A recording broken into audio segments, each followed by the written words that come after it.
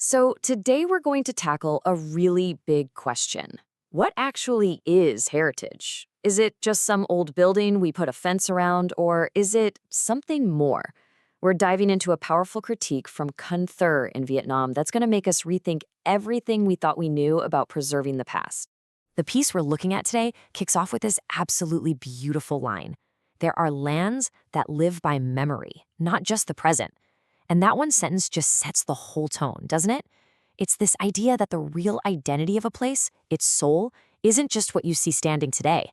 No, it's woven from a past that's still breathing, still alive in its people. And that brings us right to the heart of it all, the city of Cần Thơ. This isn't just a location on a map. For the author, it's a place whose very soul is tied to its history, where memory literally flows like the Ho River. But here's the tension, the central conflict. There's a huge disconnect between how this heritage is lived by the people on the water and how it's managed by people far, far away. And this is where the critique really starts to bite. It hones in on this core problem, a legacy that's become completely disconnected from its roots.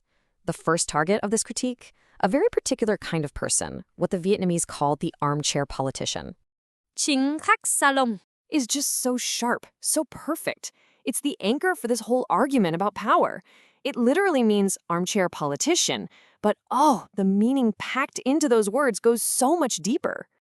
The source explains that this isn't just about being lazy, it's about a whole style of leadership that's basically just for show. It's all about following procedures perfectly, talking about heritage in these sterile, air-conditioned rooms, all while being completely, utterly detached from the very life you claim to be protecting. And you can just picture it, can't you? You've got the eloquent speeches, the polished handshakes, the perfectly tailored suits. It all looks so official, so important. But the devastating point our source makes is that all these decisions are being made worlds away from the river's edge, totally separate from the people whose lives are actually being discussed. Okay, so the politicians are getting called out. But they're not the only ones. The critique then turns its sharp eye towards a certain type of academic approach, what you might call the ivory tower scientist. And again, we get another one of these brutally honest Vietnamese phrases, khoa học chổng, mông trời. Now, the literal translation is science with its butt in the air. It's such a vivid, cutting metaphor, right? It paints this picture of research that's so buried in its own theories that it has its back turned completely to the real world. And this slide just lays the whole argument bare. It's like two different universes existing at the same time. On one side, you've got the world of complex formulas and sterile lab environments. And on the other, the actual lived reality, where despite all that research, the land might still be barren, and the people are still just waiting. Life is happening out there, and these two worlds never seem to touch. So it just forces you to ask the question, right? If real heritage isn't something you can capture in a politician's polished report or a scientist's complex data, then where in the world is it? Where does the soul of a place like Cần Thơ actually live? And that's where the whole narrative turns.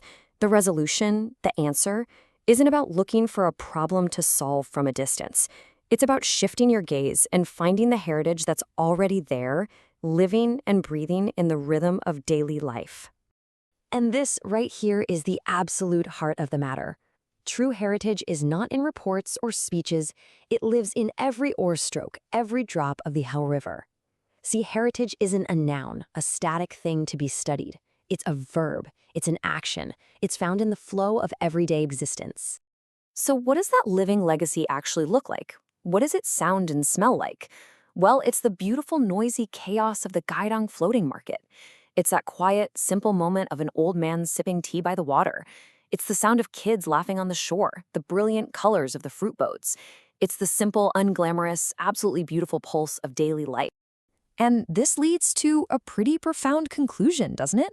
The true guardians of heritage aren't the officials with their fancy slogans and 5-year plans.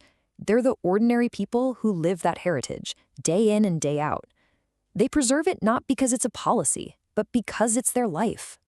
So after all that, what's the big takeaway here? When we step back from this powerful story about Cần Thơ, what are we supposed to remember about legacy? Whether it's for a whole city or just for ourselves. It's this simple but powerful idea. Heritage is not some dusty object you put behind glass in a museum. It's not a relic. It is a life a life that has to be lived and felt and actively passed down from one hand to the next. It's alive. It's always moving. And I want to leave you with this final, unforgettable thought from our source. After all the speeches have been given, after all the reports have been filed and forgotten, what truly remains? True heritage is what remains when words have scattered in the wind. It's the silent, enduring rhythm of life itself. Something to think about.